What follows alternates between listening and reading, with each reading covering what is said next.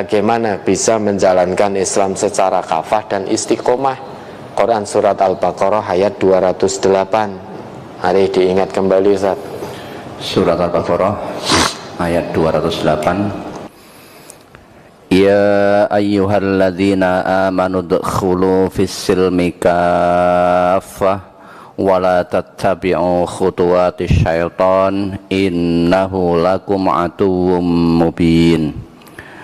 Hai orang-orang yang beriman, masuklah kamu ke dalam Islam secara keseluruhannya, dan janganlah kamu turuti langkah-langkah setan. Sesungguhnya setan itu musuh yang nyata bagimu. Ya, biar bisa kafah, cara pertama ya, jangan ikuti langkah-langkah setan. Itu Allah sudah beri solusinya ya. Dengan tidak mengikuti langkah-langkah setan itu berarti memperlakukan setan sebagai musuh. Inna syaitana lakum adu fattakhidhuhu aduwa. Memperlakukan setan sebagai musuh berarti tidak mengikuti apapun langkah setan. Setan itu punya banyak langkah dari A sampai Z. Lah, dari A sampai Z ini jangan satu pun yang kita ikuti.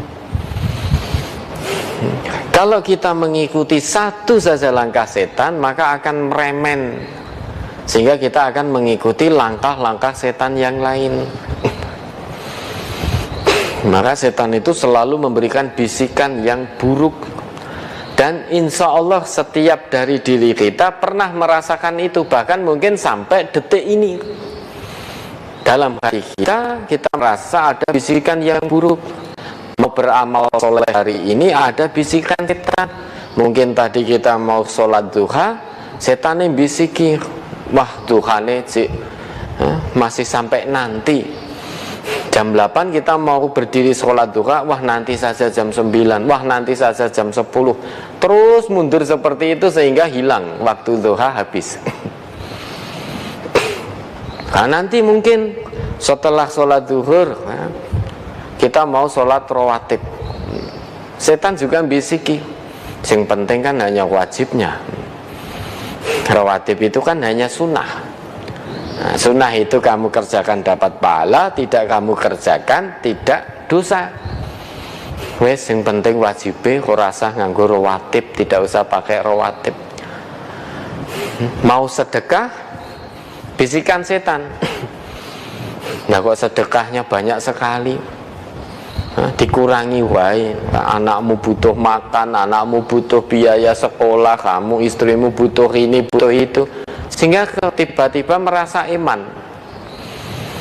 Itu bisikan-bisikan setan yang tidak menginginkan hamba Allah itu untuk beramal soleh, untuk menjalankan aturan Islam secara kafah. Maka akan terus bisikan setan itu ibarat ranjau, sedang jalan yang lurus itu terbentang luas, satu itu lurus. Nah, untuk meniti jalan yang lurus menuju surga ini akan ada ranjau-ranjau dari setan. Nah, ranjau itulah bisikan buruk yang mengajak kita menyimpang dari jalan Allah. Sekali kita terperangkap dalam ranjau setan, termakan oleh bujuk rayu setan, sangat ada peluang meremen, sehingga kita mengikuti bujuk rayu setan yang lain, sehingga lama-lama aturan Islam kita abaikan, sehingga tidak bisa kafah. Memang kafah dalam aturan Islam yang kafah ini ya meliputi seluruhnya, termasuk mengikuti hukum yang ada di dalam Al-Quran, ada di dalam sunnah. Nah, dewasa ini tidak bisa kita untuk menjalankan hukum yang ada di dalam Quran, ada dalam sunnah. Kita tidak bisa. Orang yang berzina dicambuk, yang sudah nikah berzina dirajam, yang mencuri potong tangan. Kita terbatas, tidak bisa menegakkan hukum itu karena Indonesia memang tidak menganut hukum Islam. Maka semaksimalnya fattaqullah mastata'tum wasma'u wa ati'u, semaksimalnya kita menjalankan perintah Allah ini, itu semaksimalnya. Lah bagaimana biar bisa istiqomah? Lah dipahami dulu istiqomah itu apa. Kemarin juga sudah kita jelaskan. Istiqomah itu ya, ada tambahan ista, sebelumnya itu koma. Koma yakumu, koma itu tegak dan lurus, kemudian ditambahi ista menjadi istaqoma, yastaqimu, istiqomah. Istiqomah itu sifat. Segala sesuatu yang ditambahi dengan ista itu menunjukkan adanya usaha dari diri seseorang. Nah kalau tadi pengen menjalankan Islam secara kafah, tidak malas, bangun tahajud biar bisa istiqomah, maka ada usaha dari dalam diri kita, berusaha untuk mewujudkan itu. Mewujudkan apa? Mewujudkan ketaatan kepada Allah. Itu namanya istiqomah. Istiqomah itu bukan hanya rutinitas kita lakukan terus menerus, bukan.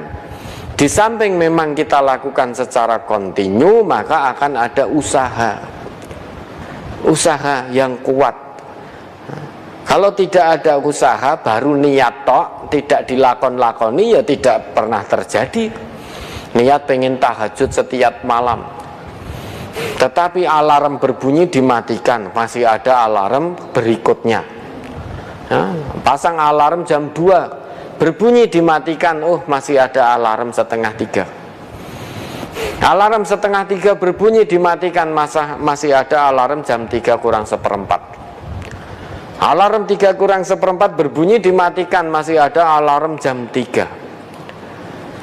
Alarm jam 3 berbunyi, masih ada alarm jam 3 seperempat, masih ada alarm setengah 4, masih ada alarm jam 4 kurang seperempat. Akhirnya waduh wis cedak subuh. Akhirnya setan berbisiki, sudah besok saja, daripada kamu sekarang sholat kemerungsung, padahal sholat itu kan harus khusyuk, harus tumak ninah. Nah ini sudah mendekati waktu subuh, kamu sholat nanti akan tergesa-gesa, tidak tumak ninah, tidak khusyuk, bukan pahala yang kamu dapat, malah mendapatnya dosa karena mempermainkan sholat. Setannya bisiki begitu. Sudah besok saja, besok tidurnya lebih risik, lebih awal, biar nanti sepertiga malam biar bisa bangun untuk tahajud. Nah, itu kan pinter setan bisiki. Wes toh yakin, setan dengan menungsa itu luwih pinter setan. Luwih pinter setan. Jangan merasa oh saya tidak mungkin tergoda oleh setan. Jangan punya perasaan seperti itu. Nabi Adam saja tergoda, apalagi kita. Ya, dulu Nabi Adam pernah melakukan satu kesalahan karena terbujuk rayu oleh bisikan setan, memakan buah larangan. Kemudian mendapat sanksi dari Allah dan bertobat, diterima tobatnya oleh Allah. Apalagi kita, Nabi bukan, Rasul bukan, gawe dosa sik bendino, ngono kok punya perasaan tidak mungkin terganggu oleh setan. Setan itu lebih pintar daripada kita. Hati-hati, perlakukan setan sebagai musuh, jangan perlakukan setan sebagai teman setia. Di samping itu, yakini bahwa agama ini mudah. Nabi kita ngendika begitu, inna dina yusrun, agama ini mudah. Kalau mudah maka jangan dipersulit. Karena Nabi kita juga bersabda, wala yushadda hadzal dina ahadun illa ghalabahu. Sebentar lagi, waktu cukup, tidak apa-apa. Meskipun demikian, agama ini mudah. Kalau mudah jangan dipersulit. Karena barang siapa yang mempersulit dalam urusan agama ini, pasti ia akan dikalahkan. Dikalahkan apa? Wong menyulit-nyulit agama sehingga dia mau mengamalkan agama ini menjadi berat. Sedangkan agama ini diturunkan bukan sebagai beban, namun sebagai petunjuk. Lah, agama ini mudah. Kalau ada orang yang mempersulit agama, dia pasti akan dikalahkan. Dikalahkan dalam arti dia merasa agama ini menjadi beban, menjadi berat sehingga tidak mau mengamalkan agama. karena merasa berat, merasa terbebani dengan agama ini.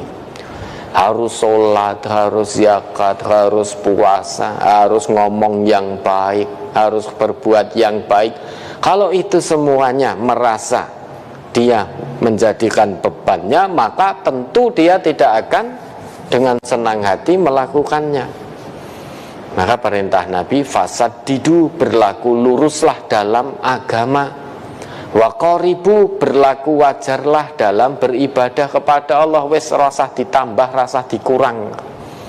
Berlaku wajarlah dalam menjalankan agama ini. Bagaimana? Ya jangan ditambah, jangan dikurang. Karena agama ini ya wis pas seperti ini dari Nabi. Ini yang ditinggalkan oleh Nabi kita. Wa absyiru, dan berbahagialah, wasta'inu bil ghadwati warrauhati wa syai'im minad duljah, dan bergembiralah, wa absyiru, bergembiralah menjalankan agama ini, jangan merasa terbebani. Berkata baik, ya kita berkata baik dengan penuh kegembiraan, jangan merasa terbebani. Wah, dadak ngomong jujur, wah ra oleh fitnah. Maka kita berkata jujur dengan perasaan penuh gembira. Dan mintalah tolong pada Allah di waktu pagi dan sore, dan sedikit di malam hari. Artinya minta tolong terus, pagi, sore, malam, pagi, sore, malam, pagi, sore, malam, minta tolong kepada Allah.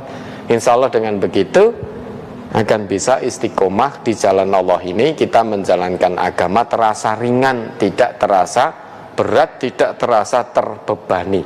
Semuanya kembali ke dirinya masing-masing, tinggal mau berusaha atau tidak. Kalau mau berusaha, insya Allah Allah akan mudahkan jalannya. Tetapi kalau tidak mau berusaha, mulai saja belum, tangeh lamun mau istiqomah, maka dimulai. Setan itu lebih mudah menggoda manusia yang randang mulai-mulai. Kalau manusia untuk beramal soleh kok tidak mulai-mulai, setan itu lebih mudah menggoda. Dengan ongkang-ongkang kaki saja berhasil. Misalkan tadi mau tahajud, setan cukup dengan ongkang-ongkang kaki. Loh, malam-malam hujan kok mau bangun tahajud, dingin loh. Nanti kamu wudhu, dingin, sakit nanti. Belum lagi gigimu linu-linu loh kalau terkena air dingin. Sudah cukup dengan begitu, sudah ngelokro kita, karena tidak segera dimulai. Nah, meskipun ada bisikan itu, lawan, jangan dituruti. Oh, ini bisikan setan, saya harus kalahkan karena setan itu musuh bagi saya. Ya, maka bangun, geregah, bangkit, berdiri di tengah dinginnya malam, tetap bangun. Tetap bangun di tengah dinginnya malam, ambil air wudhu, munajat kepada Allah. Lah nanti kalau sudah mulai begitu, setan semakin berat menggoda. Paling tidak kalau kita amal soleh itu berlari, karena istiqomah kenceng, setan bisikan apapun tidak digubris. Setan kok nek mau godo, paling tidak ya lari, orang mengongkang-ongkang kaki. Tidak cukup lagi, oh adem loh, sudah tidak mempan. Sudah tidak mempan. Kalau belum kita mulai, hanya dengan bisikan dingin, kamu masih ngantuk, kurang tidur, besok kerjamu piye nek kamu kurang tidur nanti sakit. Nah, kalau belum mulai dengan bisikan itu saja sudah terperangkap kita ke dalam ranjaunya setan, sehingga mau beramal soleh jadi males, berat, beban. Ya, mudah-mudahan bisa